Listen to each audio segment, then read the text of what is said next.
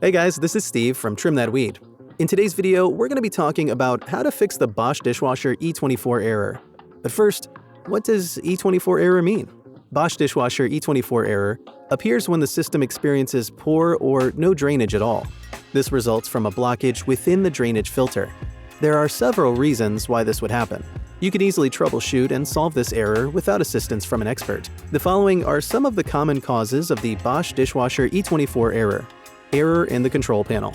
An issue may arise within the dishwasher's software. This may result in the return of an error code. Kinked drain hose. Usually the dishwasher has hoses connected to it. When any of these hoses gets twisted, a supply or water discharge compromise could occur. Blockage within the drain pump. If the drainage pumps are blocked, water cannot be discharged from the system. Your dishwasher will immediately return an error code. Dirt and clogs in the sump and filter. Sometimes, dirt or clogging material may accumulate around the sump and filter. These may stall proper drainage, hence an E24 error. Now let's look at the best solutions that you can apply to fix the Bosch Dishwasher E24 error. Restart the dishwasher. Doing this can help you figure out if the error is as a result of a system malfunction. Follow these simple steps. Unplug the dishwasher from the power source. Wait for 5 minutes, then plug it back in.